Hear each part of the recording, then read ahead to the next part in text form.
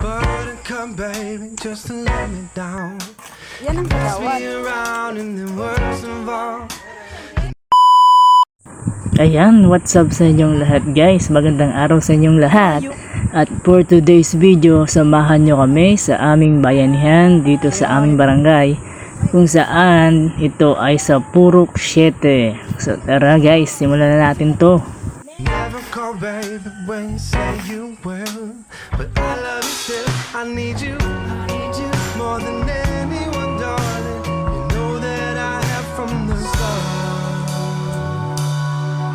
So build me up, buttercup, don't break my heart.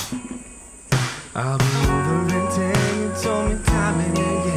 So ayan guys, so kung nakikita nyo dyan, sinasimulan na namin yung bayanihan dito sa amin. So nag-usap-usap kami niyan na ayusin tong daan na ito kasi marami na ditong nahuhulog sa daan or na aksidente. Kaya para maiwasan yung ganung aksidente ay ginawa na namin ng paraan na ayusin yung kalsada para naman maiwasan yung mga nahuhulog dito, lalo na yung mga bata or mga matatanda na dumadaan dito sa kalsadang to. But you're late, I'm playing around again.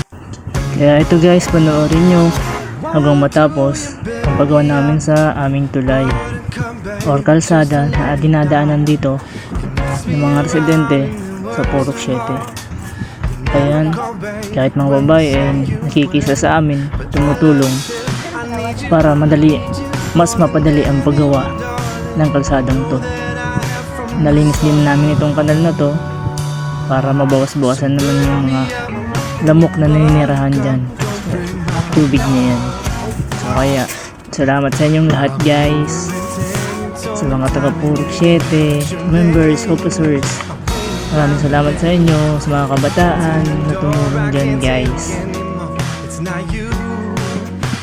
So kaya maraming salamat sa lahat ng tumulong guys dito sa aming bayanihan, lalong lalo na sa mga taga Purok 7 na talagang nakiisa para maisagawa ang ganitong activity.